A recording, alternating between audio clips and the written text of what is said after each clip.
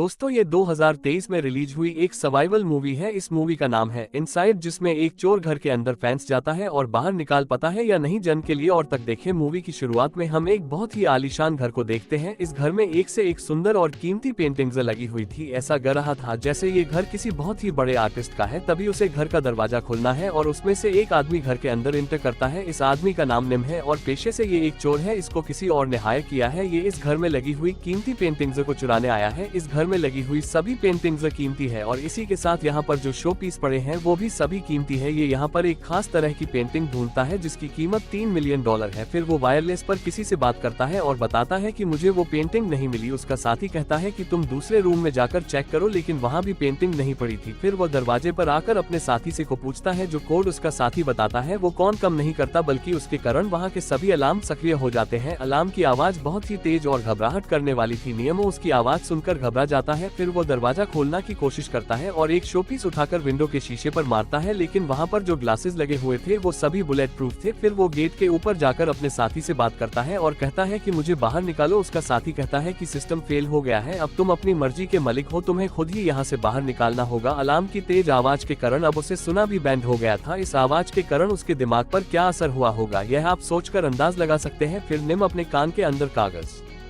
First let है। उसके बाद वो घर के अंदर लगी सभी लिए जो अलार्म के साथ अटैक थी तोड़ने लगता है। फिर वो टेबल के ऊपर चढ़कर अलार्म के स्पीकर को भी उखाड़ देता है, लेकिन जब वो अपने कान से कागज निकालकर सुनता है तो अलार्म की आवाज अभी भी आ रही थी। फिर वो बड़ी सी टेबल खींचकर उसके ऊपर चढ़कर दूसरा स्पीकर भी उखाड़ देता है। अब फाइनली डिस्टर्ब करने वाली कोई भी आवाज वहाँ पर नहीं आ रही थी। निम जय नहीं जाना चाहता था, इसलिए यह वो किसी भी तरह इस जगह से बाहर निकालने की कोशिश करता है। वो वापस गेट के पास जाकर उसे अपने चाकू से तोड़ने की कोशिश करता है। उसके ऐसा करने से सिक्योरिटी डिवाइस हिल रहा होता है और क्लाइमेट अपने आप चेंज हो जाता है। अब इस घर में गम हवा आनी शुरू हो जाती है। फिर नियमों को प्यास लगे लगती है, लेकिन तब में से पानी नहीं आता। फिर वो फ्रिज को चेक करता है। फ्रिज में थोड़ा बहुत खाने पीने का सामान पड़ा था और नियमों को पानी पी जाता है। उसके बाद वो फिर से गेट को चाकू से काटने की कोशिश करता है, लेकिन गेट की लकड़ी के पीछे स्टील की चादर लगी हुई थी। वो निरसा हो जाता है। अब रात को वो एक जगह पर लेट जाता है और अपने साथी को कांटेक्ट करने की कोशिश करता है, लेकिन वहाँ कोई होता तो जवाब देता। फिर वो किचन के अंदर जाकर फ्रिज से कुछ खाने पीने का सामान निकलता है और उसके बाद वो एक रूम में जाकर लेट जाता है। अगले दिन उठकर वो फोन चेक करता है, लेकिन फोन दादा पड़ा था। फिर वो एक रूम में बने सभी डोर चेक करता है ताकि शायद कुछ कम का मिल जाए, लेकिन उसे कुछ भी कम का नहीं मिलता। फिर वो टॉयलेट में जाकर सू करता है।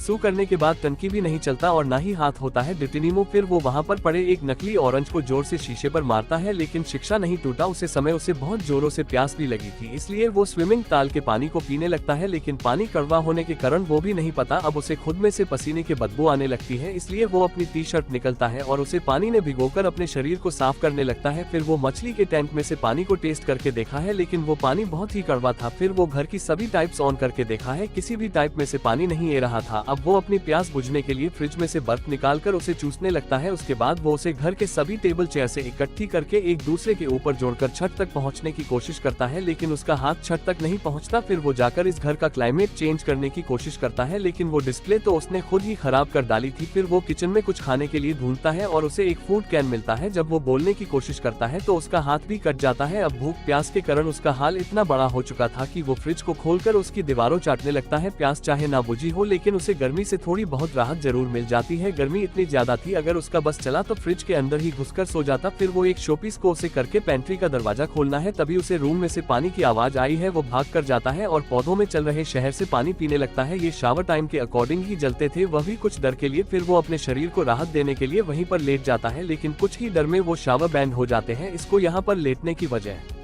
बोतल में पानी भर लेना चाहिए था। उसे यहाँ पर 2 दिन बीत चुके थे। अब वो घर का और फर्नीचर इकट्ठा करके वहीं पर ले जाकर बांधने लगता है। अब फाइनली उसका हाथ छत तक पहुँच जाता है। रूम का टेम्परेचर और इंक्रीज हो रहा था। अब निम अपने कपड़ों से बाहर हो जाता है। फिर थोड़ी देर बाद वो सिक्योरिटी फुटेज में देखा है कि उसके घर के बाहर एक फाइबर कम। फिर वो जल्दी से अपने कपड़े पहनकर उसे आवाज देने के लिए जाता है, लेकिन भूख प्यासा होने के कारण उसके मुंह से आवाज नहीं निकलते और स्वीपर ने भी हेडफोन लगा रखे थे। तभी अपने आप ही उसे रूम का क्लाइमेट फिर से चेंज हो जाता है और अब गम की बजाय ठंडी हवा आने लगती है। अब वो जी भरकर ठंडी हवा का आनंद लेट है। फिर रात होती है और वो सो जाता है। अब उसे यहाँ पर थोड़ा बहुत रहने का तरीका भी आ गया था। अब वो पानी इकट्ठा करने के लिए पौधों के पास बोल रख देता है ताकि जब भी शावा ऑन हो पीने का पानी इकट्ठा हो जाए। फिर वो उसे पानी को बोतल में भर लेट है। अब वो वहाँ पर एंजॉय करने लगा था। अगले सीन में हम देखते हैं कि वो कांच का एक फ्लावर पॉट दौड़ता है और उसके अंदर से 2 कांच के बड़े टुकड़े उठाकर कपड़े पर बांधकर एक चश्मा बना लेट है ताकि उसकी आंखों में मिट्टी ना गिरे। फिर वो वापस अपने बनाए हुए टावर के ऊपर चढ़ता है और एक लाइट वाले बॉक्स को तोड़ने की कोशिश करता है। वो सोच रहा था शायद उसके अंदर से उसे कोई रास्ता मिलेगा जिससे वो बाहर जा सकता है। तक कर वो वापस नीचे जाता है। उसे फिर से भूख प्यास लगती है। वो खुद से बातें करता हुआ अपने लिए कॉफी बनाता है और खाने के लिए पास्ता बनाता है।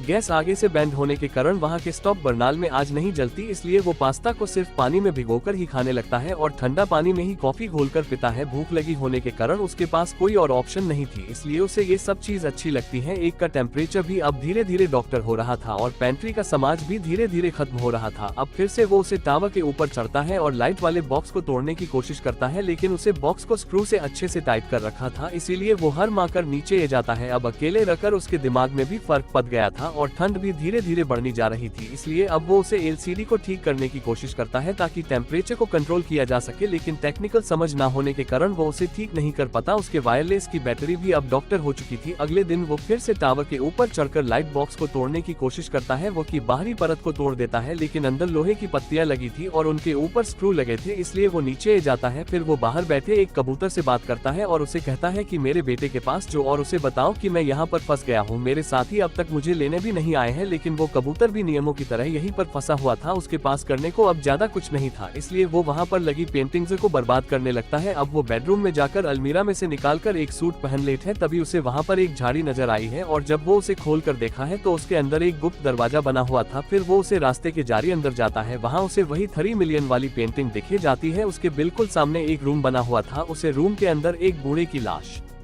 पड़ी थी, लेकिन पास जान पर पता चला है कि वो एक स्टैचू था। फिर वो स्टैचू को नीचे गिरा देता है और वहाँ पड़ी बुक और उसे 3 मिलियन वाली पेंटिंग को लेकर बाहर जाता है। बाहर आकर वो एक पेंटिंग देता है उसे। पेंटिंग में उसे हूबहू खुद के जैसी शक्ल वाला एक में दिखाई देता है। अब वो कबूतर भी विचार भूख प्यास के कारण मार चुका था और हालात मुझे नियमों के भी कुछ इसी तरह के दिखे रहे थे। फिर वो सीसीटीवी में से बाहर बैठी स्वीपर को देखा है और भागकर उसे गेट को जोर जोर से पीटने लगता है ताकि उसे आवाज सुन, लेकिन उसके चखने चिल्लाने की आवाज और दरवाजे की आवाज उसे लड़की को कुछ भी सुने नहीं देती। अब यहाँ पर फैंस हुए उसे कई दिन हो गए थे। दोस्तों, ये यहाँ से जिंदा बाहर निकाल पाएगा या नहीं जान के लिए और तक बने रहे और चैनल को सब्सक्राइब कर दे। अब वो आधी रात को उठकर बैठ जाता है। उसे इतनी ज्यादा भूख लगी होती है कि वो फिश टैंक में से एक मछली निकालकर बाहर रख देता है ताकि बाद में उसे कर सके। फिर वो एक चेयर को तोड़कर उससे तेज खोलना का शिकंजा बनाता है, लेकिन उसका ये प्रोजेक्ट फेल हो जाता है। निम फिर भी हर नहीं मानता। ऐसा करने पर वो एक पेज खोल ही लेट है, लेकिन अब उसके शरीर में इतनी जान नहीं बची थी और उसका दिमाग भी पागल होने लगा था। कभी तो वो खुद से बात करता तो कभी दीवार पर पेंटिंग बनाने लगता। वो स्क्रब खोलना के लिए बार बार ट्राई करता है और बार बार लकड़ी टूट जाती थी। अब आज ना होने के कारण उसे कच्ची ही मछली खाने पड़ती है। निम यहाँ पर कैद होकर मरना नहीं चाहता था, इसलिए वो बार बार कोशिश करता है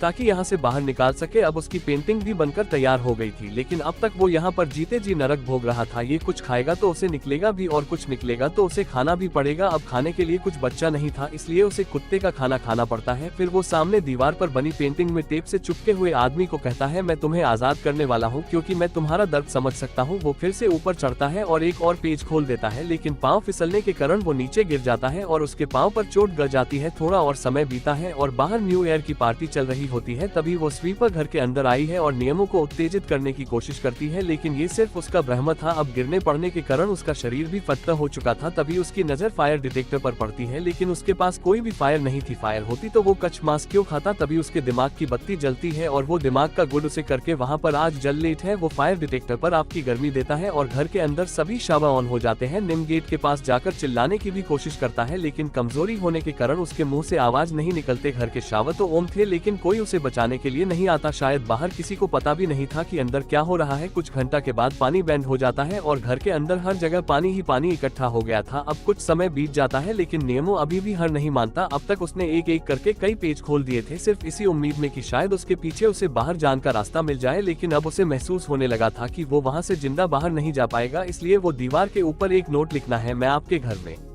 थोड़े समय के लिए रहा, मुझे माफ करना क्योंकि मैंने आपका घर बर्बाद कर दिया है। यह आपके लिए घर होगा लेकिन मेरे लिए एक पिंजरा था। अब दुनिया का घर छोड़कर स्वर्ग जा रहा हूँ। अब वो फिर से आखिरी बार ऊपर चढ़ना की कोशिश करता है और बार बार एक ही बात दोहराता है, मैं पहाड़ी पर स्वर्ग जा रहा हूँ। फाइनली वो उसे लाइट के शीशे को खोल देता है और वहाँ से ऊपर चला जाता है क्योंकि वो नेचुरल लाइट थी, यानी कि उसके ऊपर कोई लाइट नहीं थी बल्कि वो दिन के उजाले से ही लाइट को करके अंदर भेजती थी और इस बात का नियमों को पहले से ही पता था, इसीलिए उसने अपनी हिम्मत नहीं हारी और वो यहाँ से बाहर चला गया। दोस्तों, इस मूवी को देखकर मेरा तो विजन क्लियर हो गया कि परिस्थितियों चाहे कैसी भी हो, हमें कभी हार नहीं माननी चाहिए। दोस्तों, अगर आपको मूवी अच्छी लगी हो तो प्लीज वीडियो को लाइक करके कमेंट जरूर करना और अगर मेरी एक्सप्लेन अच्छी लगी हो तो चैनल को सब्सक्राइब करके प्यार दिखाना। मैं मिलेगा आपको एक और नई धमाकेदार मूवी के